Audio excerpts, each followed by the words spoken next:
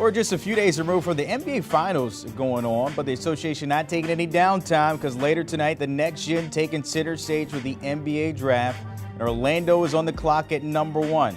Magic looking at a superstar for the future. They'll have some options here in the top 3.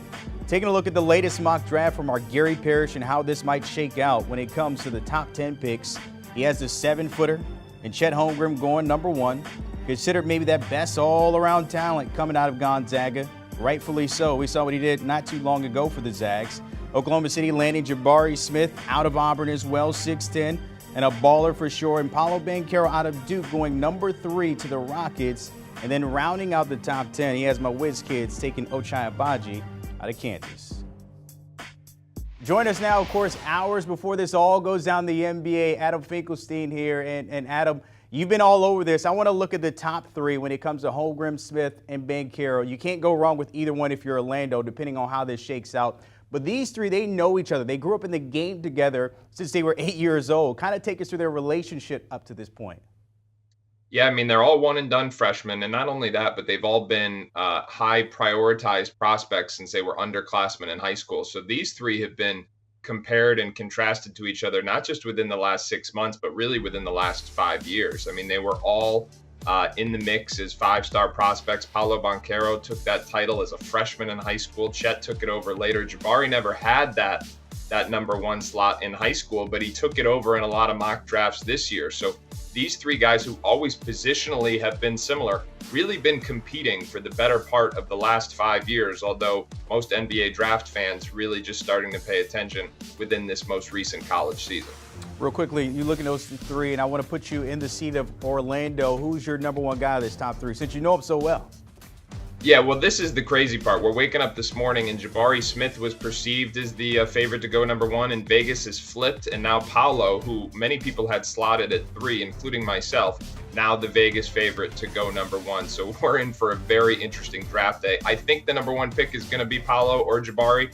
My top overall long-term prospect, I'm going to agree with GP on this one, and I think it's Chet Holmgren. All right, we'll see how it shakes out there when it comes to the odds, those top 3. But at 4, you see Purdue, Jaden, Ivey coming in at 201, maybe going 1. That may not be the case, but he's one of those high motor guys that can get a shot off at all 3 levels on the floor. If we're looking at an NBA comp, could he be the next Russell Westbrook?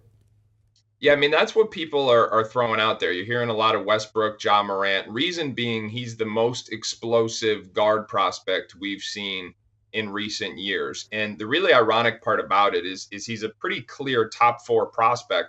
But Sacramento, who has the 4th overall pick, hasn't even worked him out yet. And if that sounds bizarre, it is. But Sacramento is going to Sacramento if you follow them over the course of the years. And the thing is this, is that they do not need a guard. In fact, they moved off a 3-guard lineup last year, trading Tyrese Halliburton to Indiana. And so they really seem determined to draft a forward in this spot. But this is definitely going to be kind of a swing pick for the rest of the draft to figure out how it's going to go. Is Sacramento going to take Ivey? Are they going to move the pick? Because there's plenty of people that would love to draft Ivey 4th overall and see if he can live up to that Russell Westbrook comparison. He's definitely a monster when you talk about his play there in the Big Ten. And you mentioned number 4 and the Kings holding that pick there. Maybe where the draft could start, but, you know, they're open to trading there. How could this kind of shake up the night here? Well, you know, we thought this was going to be the major domino. At this time yesterday morning, we said, hey, everything's going to start at 4. Now we're saying, what's going on at the top of the draft? So really, with the first four in this state of flux, there's a lot of variables at play. I think the Kings pick is the one that is most available in the trade market. If I'm a poker player, I'm saying to the Kings, hey, you're showing your hand here. You should at least work Jaden Ivey out. Instead, you're telling everybody, hey, you don't want him. And that puts Detroit in a position where maybe they don't feel like they have to trade up. Maybe they're just waiting to see if Jaden Ivey is going to slip down to him. It makes for a lot of interesting storylines going into tonight. But I do think that Sacramento pick is available for anybody willing to hand out the assets in order to move up and take Jaden Ivey. There's been rumors of teams outside that top 10 maybe looking at the Sacramento Kings, as you mentioned, flexible of moving up to that 4th spot to get an Ivey or someone else. Looking at 2 spots below that, Shaedon Sharpe, or Gary Parrish has him going to the Pacers here. He's maybe the biggest question mark, especially his time at Kentucky. A little question mark with that, but what can you tell us more about his situation? Is still one of the top prospects on the board. Yeah, he's the biggest enigma in the lottery. Highest risk, highest reward prospect. At this time last year, he was getting ready to play in the Nike Peach Jam, where he established himself as the top-ranked high school player in the country.